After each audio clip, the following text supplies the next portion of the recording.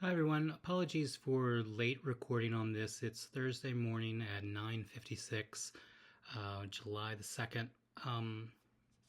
We are moving towards Essay 2, and as you know, you have an opportunity to revise Essay 1.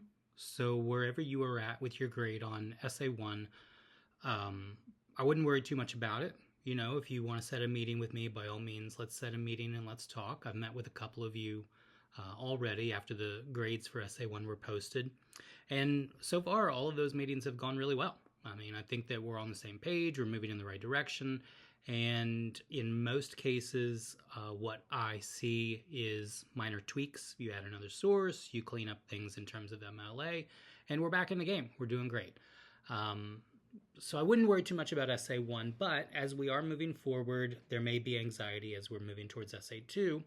And in Canvas, under the first module where it says starting here, you should see a new list of opportunities for essay topics called Bible as Literature Essay Topics Christian Bible. And so you should see that again under the first module where it says course info starting here.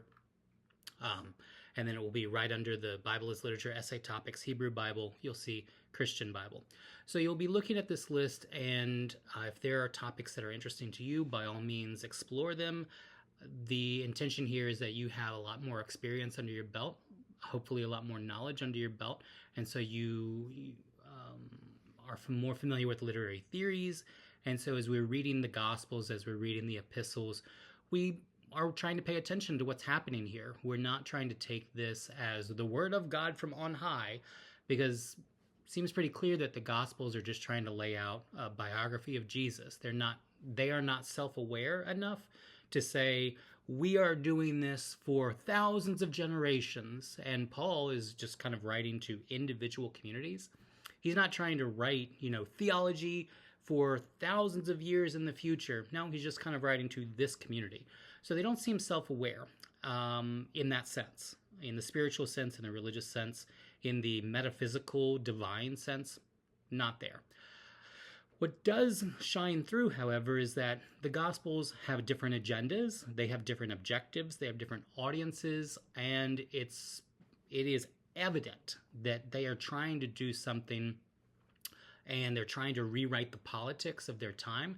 They're trying to say that Jesus is king, not Caesar, not Rome, not anyone in power, but that Jesus has inaugurated a completely different power. Okay, well, that's Marxist criticism. Like, that is clearly about power dynamics, economies, the impact of power and economies on people. So clearly we might take that off as a Marxist reading. In something like John, what we see is John presenting a cosmological presentation of Jesus. One way that I say this is that, and maybe this is because I'm a sci-fi nerd, is that John is presenting Jesus as the Lord of time and space. Not just the Lord of your life, but the Lord of all time and space and everything that falls between those 2 points, including you. You are part of that, but you are only part of it in the sense that there are a lot of other items that are on that list that Jesus is Lord of. And so John has a very different agenda, that he is not trying to come at this from a political lens. He is trying to come at this from what we might call a Jungian sense, that there are images, there are scenes that take place that mean something to John, that are kind of building towards this eschatological presentation of Jesus as the Lord of time and space. In John's presentation, Jesus is not limited by his age or by his time. And so when you start to kind of move the time dial back into ancient history, and John's declaration is that before any of this existed, the Word existed, and Jesus is that Word. And when you see John's revelation at the back end of the Christian scriptures, that he is saying Jesus is the Lord at the end of time as well. Well, there are a lot of political implications. I mean, we could certainly do a Marxist reading, and I've seen that. I've seen that done very well. I might kind of say, as an alternative, we might look at this through Jungian lenses and say, John has a fascination with symbols and symbology that Jung would have a lot to say about. Also, when we get into the epistles, what we might see is that Paul is doing similar things. He is replicating the political dynamics. He's not trying to necessarily challenge or break the wheel to borrow language from Game of Thrones. He is trying to support the wheel in a new way. Paul is not trying to do something different, despite what his claims are about this new revelation of Jesus that he has. He is definitely trying to secure the status quo. A Marxist might have something to say about that. A feminist would have a lot to say about that. A new historicist would have a lot more to say about that, about the ways in which Paul tells a new story through old tricks, and how he does that and why he would do that to, again, kind of reinforce the ongoing status quo. So you have a lot of familiarity, or you should have some familiarity at least, I hope so, by this point, with different lenses of critical theory. And when you find yourself coming up against the different opportunities for essay writing, by all means remember that same rule as essay 1. We want to do MLA. That means Times New Roman 12-point font, no bolding. We want to have our works cited page after the essay. We want to have our annotated bibliography after that. All of the expectations are the same, just with more to play with not only the Jewish but also now the Christian scriptures as well. Historically, what you would want to steer away from is trying to prove that Jesus is Lord.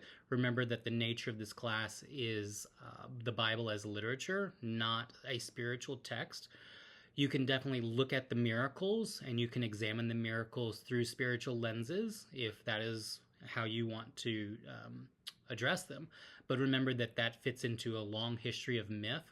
What we don't want to do is have the Christian Bible be self-referential, because that, again, is not our objective here. Our objective is to see it as a piece of literature with motifs and genres and characters and personalities, and kind of fitting into these lenses that we would use as we are reading any text, but in this case, the Bible as a piece of literature. Okay, that said, if you want to talk about essay topics again, like we did with essay 1, I'm all ears. I would love to help guide you and find resources with some of you.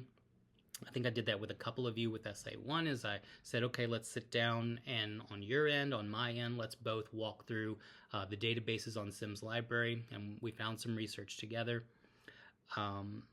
But another option, and this is true for at least 2 of you that I've talked to so far about essay 1 through emails or through Google Meets, is that if you want to take on essay 1 again, not in the sense of revising it, but on the sense of expanding it, so you have ideas that you want to continue playing with, then by all means, I'm willing to entertain that idea as well. So by way of example, one of you in the class wrote a survey of women in the book of Genesis, and what I said to that student is that it seems like you are on a really good course here. You are looking at these women through feminist lenses, you're studying them, you're studying the impact that they will have on setting the model and the image of what a woman looks like in the Hebrew scriptures. There's a lot more that could be said there. I mean, we are only looking at the book of Genesis in this student's paper. So we could look at Esther, we could look at Ruth, we could look at Jezebel, we could look at a number of women. We could look at Hosea's wife as well. But in talking to them, I said, would you be interested in doing something very similar with the women of the gospel? And they said, well, yeah. And so what this classmate of yours, again, summer 2026, what this classmate of yours is trying to do, at least in what we talked about, is they're going to do this study in Genesis and expand on that paper, not as a separate paper looking at the women of the New Testament, but as a continuation of this idea to look at how we have this bridge between the Genesis account and the model of women there, and then the model of women as is presented in the gospel writings, and how the gospel writings are dependent upon this narrative that we see in Genesis and what that says for the Christian community as they are defining their own gender roles that later Paul will pick up on and start to play with. So this is a really expansive paper. And I said, it seems like you are definitely doing something really interesting for you. It seems like in your paper, you're having fun. Let's build on that. And they said, yeah, that's a great idea. Whether they do that or not, I don't know. But what we talked about when we talked about their essay 1 is they said that they would like to continue it. So that is definitely an option for all of you. If you have ideas that you want to continue playing with, then by all means, let's do it. Let's see where it goes. There's another student who, in this class, who uses structuralism to look at the creation narratives in the book of Genesis. And what I'm trying to communicate to them is that you have so many good ideas here, the implications of which are so far-reaching that it really does lend itself to talking about this in a more expansive way than what you have done in just this short amount. We really want to continue this idea and ask the question of, so what? And if you feel good about your topic with Essay 1, you have my permission, you have my blessing. Let me know that you're going to do it, but you have my permission and my blessing to go ahead and continue with those ideas. Or if you say, I don't know if I want to do that, I think I'd like to do something new, which is probably the option that I would take, because there's so many rich things to play with in the Christian scriptures that I would probably want to take a different approach with a completely different topic. That's great too. Both of these avenues are correct. One is not better than the other. In the years that I've been teaching this class, students go both directions with it. One is, again, not better than the other. It really is what you want to do and what you want to take command of in your own portfolio, in your writing portfolio, and where you want to go with it. So you'll be seeing some more postings about that. For right now, what I want to do is I just want to kind of open the door for you and start this conversation about Essay 2 and the topics for Essay 2. You will, again, find the list for pre-approved, good ideas, not expansive, not comprehensive, but just a starting point, a list of topics for the Christian Bible under that course info module in Canvas. Once you've taken a look at it, if anything sounds good to you, if you want to talk about it some more, let me know. We can make time to sit together, work through collecting research together to kind of move you in the right direction, and go from there. So good luck with that. So I look forward to talking to y'all again next week. In the meantime, have a safe and fun holiday over this weekend. 4th of July is always a time when a lot of injuries take place. I say that because my aunt is a nurse, my sister-in-law is a nurse. I have several people in my family who are doctors. And so 4th of July, Christmas, Thanksgiving, those are always really active times for hospitals. So by all means, please stay safe and keep your babies safe as well. Bye-bye.